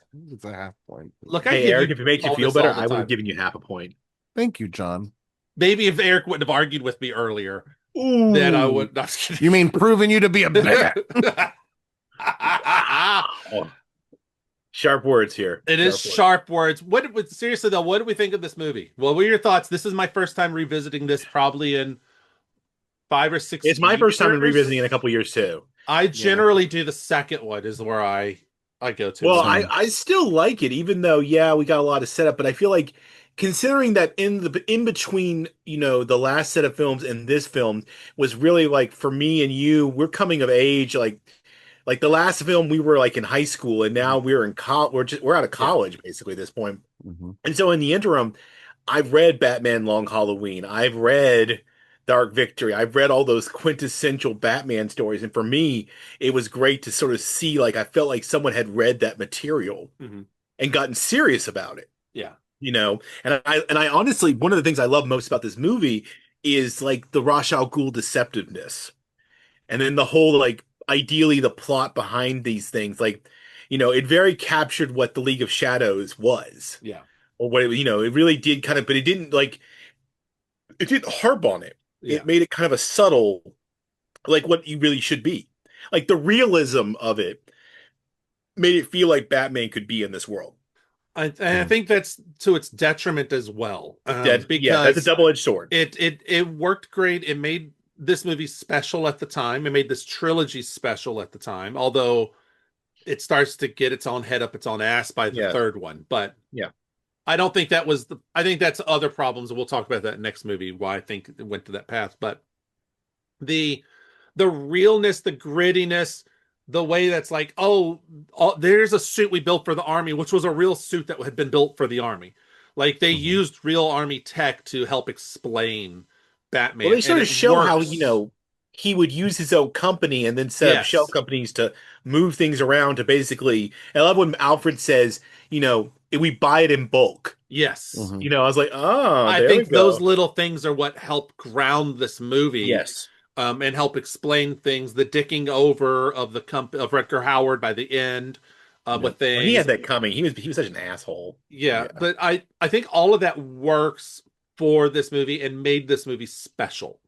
And I think we could forgive we were definitely origin happy at this point in time, and I actually think this is a Well, good origin story I do, and I want to for say it. something that I really appreciated about it is before he disappears and ends up with the League of Yeah, Shadows, when he's come back for that trial, the hearing, and he brought the gun, yeah, and then Rachel chews him out and everything. I thought that I was a love the double really slap. interesting moment of decision making because you yeah, know what? In the real world, the impulse to do something like that, yeah, I would imagine is quite high. yeah, He's carrying around this trauma. He wants to exercise his trauma. He thinks killing Childress yeah, will do it. Of course, he gets it anyway, and he gets that lesson moment that the corruption is still here, the violence is still here. It's underneath the surface. He goes to that bar, and the judge is there. yeah. The Mhm. underworld element of this was like very, very interesting to me that I appreciated a lot. And I felt like putting that into the grounded story drew a specific connection between the city and the character he becomes Yeah. and his family. Well, and You getting know, to a lot with this is the mask that you wear. Like that gets into it. And you know what he needed? He needed a Dr. Chase Meridian. is what Oh he my needed God. to help him out. I I think that this movie, I mean, I like it. I'm not going to say otherwise, but it gets in its way a little bit by trying to cram so much world building in at the same time. It Like does. it's all good and but I feel like Christopher Nolan probably wanted this to be a lot longer of a movie. Like I bet this would have Probably. been a 2.5 hour or close to 3 hour movie, with his cut, because it just feels like a little choppy. And I think that this one suffers Okay. the most. I also think that of the three, this one points back to kind of that Christopher Nolan style that he Yeah. had become famous for a while, where it's back and forth. Think of The Yeah. Prestige or Memento, Yeah. obviously, is the big one, where I mean, Tenet kind of does the same, right? Where it's constantly jumping back and forth between, timelines on purpose. This one never Yeah. tries to necessarily trick you with it, but like it's still very jumpy to tell the story. But at the same time, that means it starts off with a bang, which I really like. Like I Yeah. like the fact that we don't have to watch the kid at the beginning see Yeah. his parents get killed. Though I do think they use that as the motivation, and I saw that quote somewhere too, that Yeah. was the main thing they tried to use as realism to create the whole reasoning why, probably to the gun moment as well. But uh, it's like it gets in its own way, and I feel as a result this is likely, I think, of me to be the weakest of the three, right? Which of a really good trilogy, but this I this struggles to grab hold Well, because it's doing so well, much. let me say this. There's I think one of the so things I like, little behind it. one of the things I really liked about this film that I think was interesting is it postulates a question: can Batman actually fight corruption? Hmm. There's an undertone there because look at what his parents were doing with the high-speed rail. They were trying to create something for the city, but it's constantly being dragged back down by the Mhm. corruption in the underworld. And there's this tension pulling the city apart. And like, if you put a character like Batman, can he actually really do something about that? Yeah.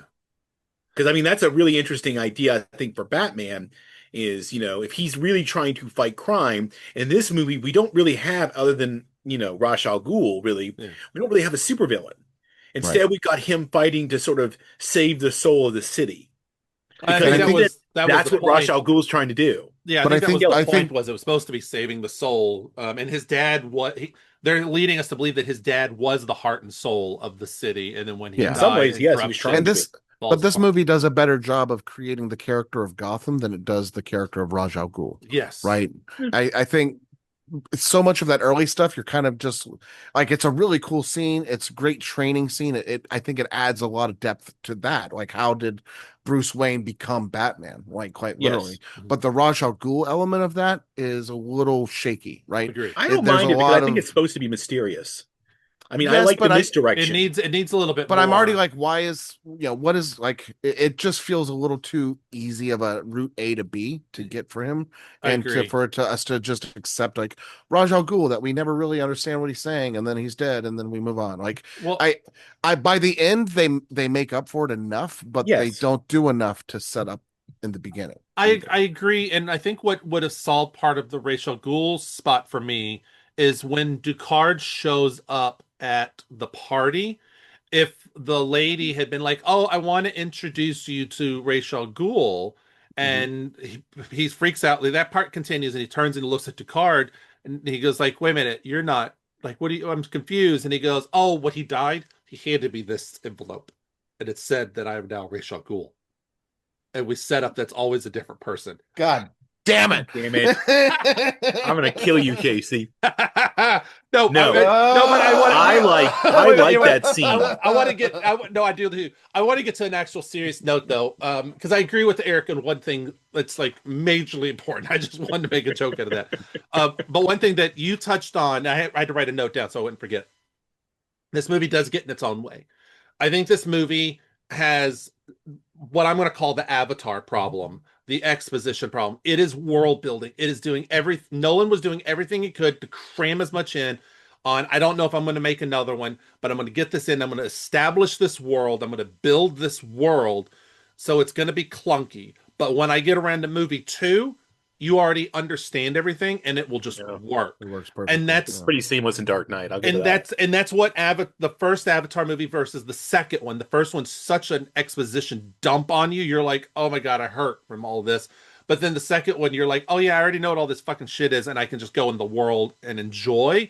And I think that's the same idea that they did. And the other thing, to your clunkiness, Eric, is I think if I had been a producer on this movie, and I could give a studio note, there's an edit that makes no sense to me that I don't like, and it's the going to the trial when he jumps back and he goes to the case.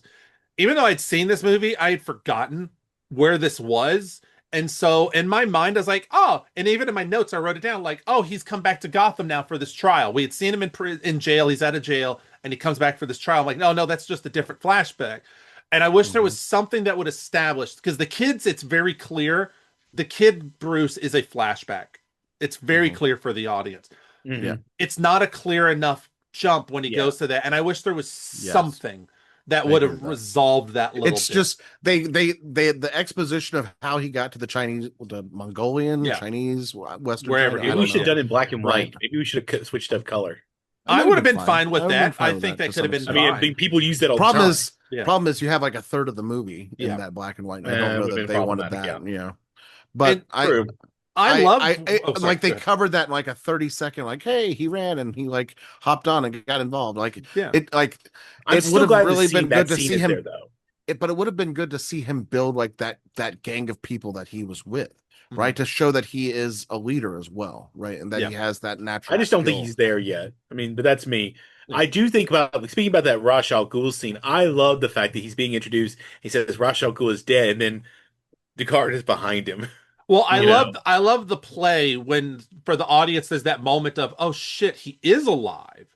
And then you turn and it's a different man, and then you hear the voice and he turns around and there's Descartes. What I wish they would have done, because I like the deception of that. I think that's a very Ra's al Ghul thing, especially since you're getting away from the he's immortal.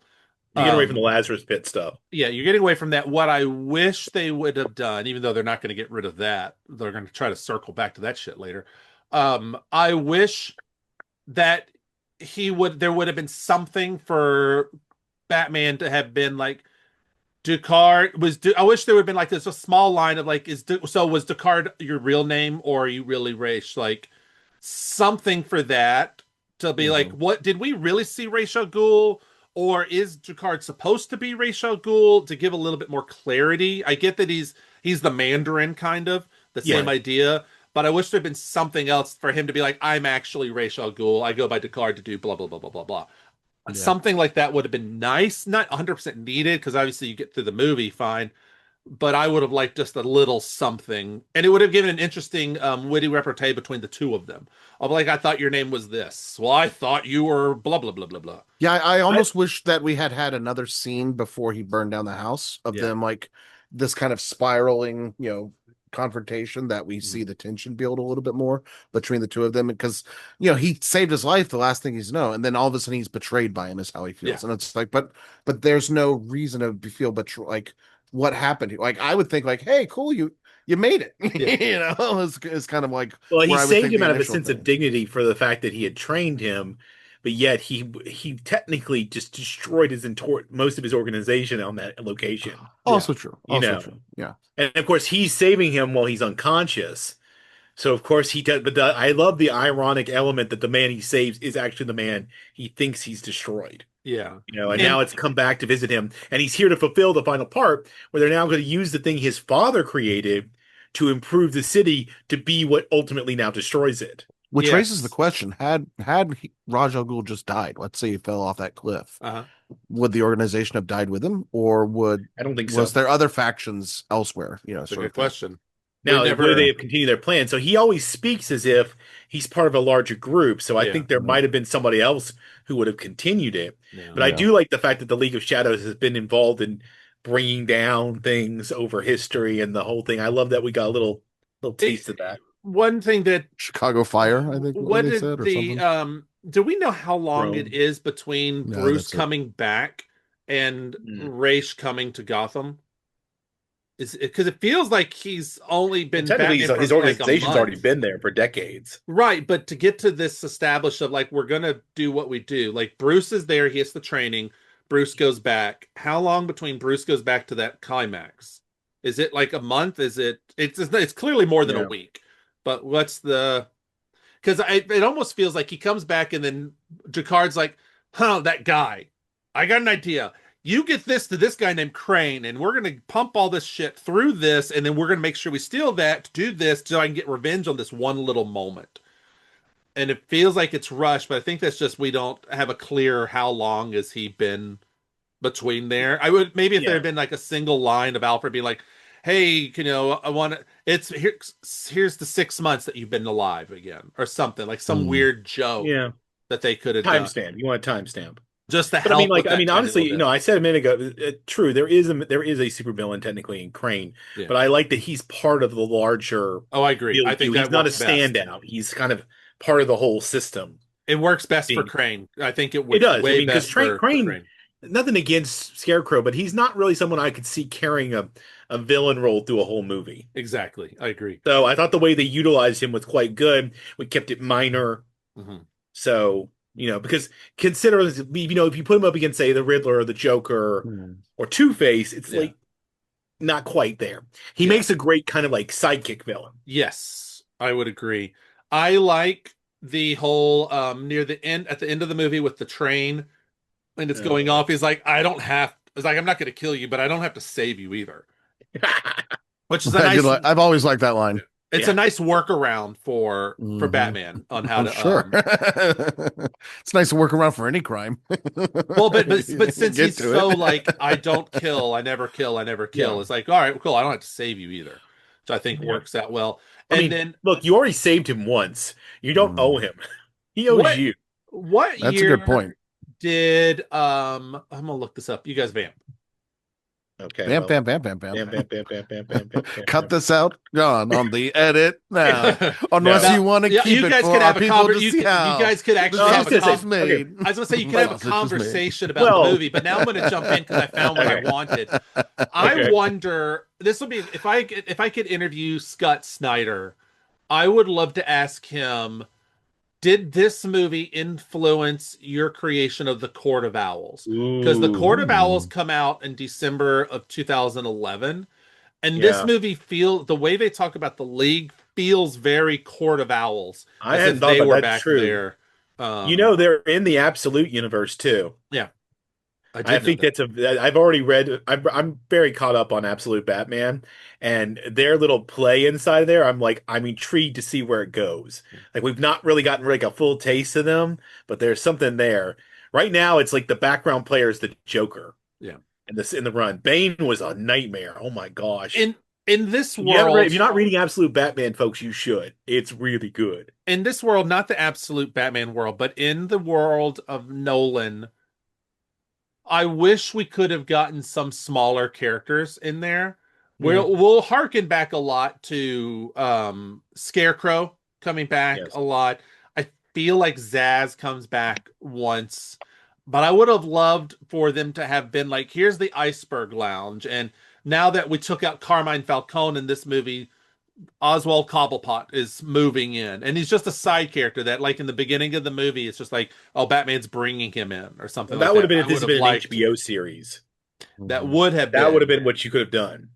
And I would have appreciated that. I would just like to see a little bit more life in the movie. I don't need them to be like, oh, here's Mr. Freeze, this particular thing, but I would have liked to have seen like some grounded characters just popping up a little bit here and there that Batman's got to deal with, particularly when every time Arkham gets released. Like, oh, there's Killer Croc. He's running around out there. Yeah. Would have been fun. Would have been nice. True. Speaking of fun, speaking of nice, I think we have run its course. Speaking of evil? No, Dunhausen, we are not speaking of you. Let us get to some final thoughts and things on this movie. And I'm going to start with Smarty Pants over here. Eric, what are your final thoughts on this movie in your rating? Final thoughts? I like it a lot. I mean, it's I don't know that it's the best Batman yet, and there's multiple reasons for that, but it is probably the strongest of the origin stories. Okay. It is the most kind of fun Batman himself to watch, in my opinion, at this moment. I think I also think that Christian Bale does the best job of going between Wayne and Batman Uh-huh. incredibly well. And then, of course, just in spite of it, um, Nolan does great world building, right? Even That if is that one thing does get Nolan's in his really good way. at. Yeah. So I gave this 4 stars. It really sets Whoa. up a good place to go with it, I think. We'll see. Yeah, 4 stars. It's my second Batman right now behind 89. All right, all right. And right in front of Batman and Robin, which is a bold move that you made No, Batman and but Robin, Batman but Forever. I'm sure still bold in many people's minds. No all doubt. right, so 4 stars. All right, all right. Dr. John, final thoughts and review on Batman Begins. I also gave it 4 stars, but I have it number one. All right. I really appreciate kind of the gritty corruption underlying the world building really is like what Eric was saying, really is kind of the thing that I think I enjoyed most about this was I felt like for the first time Gotham wasn't just some sort of set. It actually felt like a living, breathing city. Mm-hmm. A very corrupt and messed up one, obviously, but a Eric and real I can one. attest to that. We lived in Gotham for a while.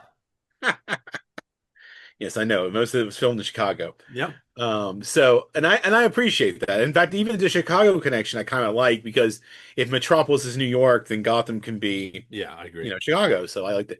But yeah, no, I like it as a good starting point. I think it goes up from here, obviously. But like I said, 4 stars. I generally really appreciate it, and I really really like the cast. So and Liam Neeson, I think might be my favorite Ra's al Ghul. Did you ever watch the Gotham TV show? No, I was not really into that one. So they introduced Ra's al Ghul there, and it's Dr. Bashir, and he Ugh, makes a fantastic. He plays it straight. He doesn't. They don't get like comic booky with him, but he okay. actually gets to wear like the costume, and it's so amazing. He's I like only in what's like his 2 or 3 name? episode, but he was Captain amazing. Jack in Arrowverse was kind of a fun one too, in that Yeah, that place. So yeah. yeah. Um, yeah, dude, Liam Neeson's great. I like this movie as well, and I also give it 4 stars. So we are all in agreement for this. However, Eric and I, we are of one mind when it comes to reviews, but not in casting. We put it in the same order. It is Batman is number one, Batman Begins is number two, and Batman Forever is number three. We are in Hmm. complete unison on that. Yeah, Now we go wildly off Batman. the rails on Fourth Down, but although do we all have the same? We all have the same last place, so that actually, so we're all in unison of that. But yeah, the reason why I don't know if this is why Eric does it. I think that 89's Batman, even though it's both 4 stars, 89's Batman is a little bit more fun and easy to go back to and just watch on a rewatch because it's like, okay, Joker, blah, blah, blah. It's just, it hits. And there's that moment that makes it a little bit more fun of a rewatch. This one, because of Mhm. all the exposition dump, almost feels like work to have to get through sometimes. There's moments for sure that are great, but like the car chase is fantastic. We didn't talk about the car chase. I think it's a great car chase. But there's some moments in this where you're like, all right, I get it. So, anyway. That's why it's Hmm. number two for me. I don't know if that's the same for Eric. He's not speaking, so it is. Um, no, I mean, I think for me, it's Jack Nicholson is what really Jack Nicholson's keeps so good. 89 elevated, Yeah. at the moment. And it's very solidly Batman feeling Yeah. around it too. And Tim Burton did a good job of world building that Gotham too. So He does that it work. that's it. I don't know that it'll always stay there. I will say that. We'll see next week. We'll see next week. Or are you going to shift and stuff? I don't know if it's going to stay there for me either. We will see. But next week, speaking of next week, what are we watching next week? Well, we're going to watch Smile 2, which can be found over. Oh, wait a minute. That's the Wrong other show. one. That's the other one. We're not going to be thinking about Smile 2. We're actually going to watch Batman. Actually, it's not even Batman. It's just Dark Knight. This is why I hate this title. It's just Dark Yeah. Knight. I wish it was Batman The Dark Knight. I wish it Yes. was Agreed. that because that's what it is in my mind. But we're gonna watch Dark Knight. Also, fun fact, I didn't mention this. Someone auditioned for Batman, like Cillian Murphy. And they were like, "No, you're not good for this role." but we got a role for you in the Yes, he. second Yes. movie. Was Heath Ledger auditioned for Batman, and that would have been an interesting movie. He was So he, almost one of my things, but you would have given it to me because no, don't. you're right, because he wasn't one of the ones in actual like contention. Yeah. So we're gonna watch Dark Knight. That can be found on the Max until they remove it, because that's what they do, because they're weird and they remove things randomly. So look forward to that. I hope you watch along with us and let us know your questions, comments, and concerns. What are your thoughts on the Batman Dark Knight Nolan universe? Let us know at writing us at notfunnyguys.offthereels@gmail.com. That's notfunnyguys.offthereels@gmail.com. Find us over on the TikTok at nfg.offthereels. Find us over on the Insta at not_funny_guys_presents. Find us on the Twitter as notfunnyguyspod. On Blusky, the Not Funny Guys, where we had a poll that was up. Eric, we had a poll. Should Eric have to watch Smile and Smile 2? Find out the results on Wrestling with the Horror of It All. You can find Dr. John over there on YouTube as the Not Funny Guys, where he is currently going through all of news radio. Yeah, we just started news radio, baby. That's right. Dr. John, can you answer a question for me? Because I've never asked this, Okay. and our audience wants to know. They're dying. Also, to I know. will be critiquing the sitcoms formatting a little bit too on that new stuff. As you should. Well, it's the first time we've actually done a sitcom. This is true. But here's my question for you. Are you doing one episode a week, or are you doing a couple of episodes? No, I'm going to actually double them up. So you're going to do two in one spell. I did one episode for the pilot, but going forward, the first season is only like half a season. So we've only got 6. I'm going to do 2 at a time, basically. Okay. We're going to do a little double up, that way, because it's short episode. Yeah. And that makes sense. And there's so many episodes. It's a lot long. In the grand scheme of things, it's a lot longer. Oh my gosh, it's going to get big. I mean, we start hitting 22 episodes in season 2, and I got 5 seasons. So yeah, it's not like True Carrie, which were 22 episodes and 9 seasons. That's going to take me a while to get through, but really enjoyable. I like watching Ryan Stiles. Like I'm not like I'm covering The Simpsons.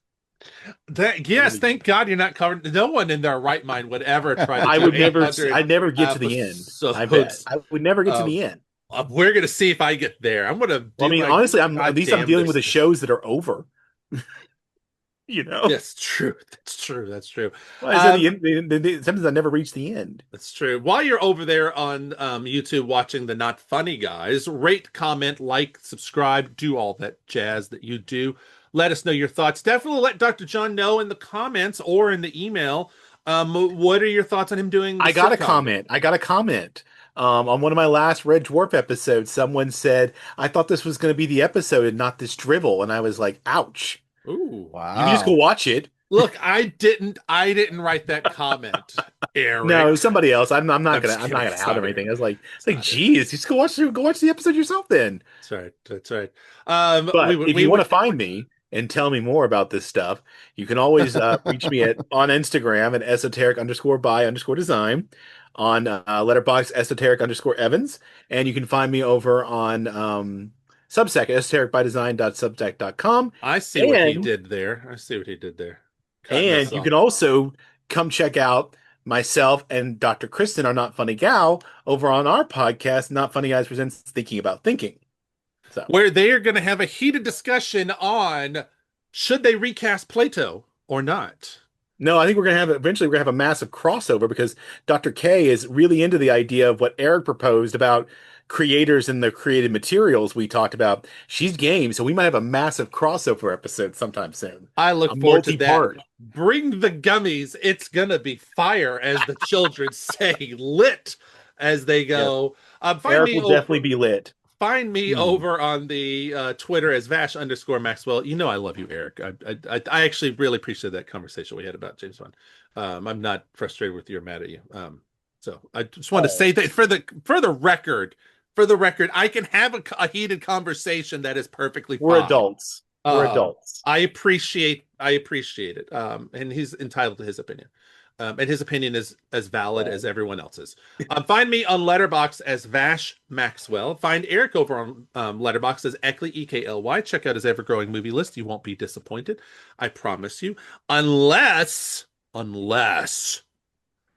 you were expecting him to actually not do work and watch frivolous things, because he is a working man and he does his goddamn job. Movies like Adam Sandler. his job pays the bills. So now his list is a great list, but check it out over there at Ekly. Again, that is Ekly. I like to promote his list. One day we're going to get feedback on your list, and I look forward to people being like, I love this. I watched your whole list. You watch good things, or pointed me in good directions. He's pointed me in good directions, like when we watch wrestling and horror movies on Wrestling with the Horror of It All, where we are talking about WWE and we are talking about horror movies, and we're not watching Pooh, Blood, and Honey. We're watching Late Night with the Devil this week, baby. And then we're going to find out, is Eric watching Smile and Smile 2 or just Smile 2? We put a poll out there. You still have time to catch it. Actually, you won't. It'll be closed by the time you hear this episode. We do a double feature. But find us over on Wrestling with the Horror of It All. And thank you so much, both of you. I appreciate what you do. And remember to always keep it not funny.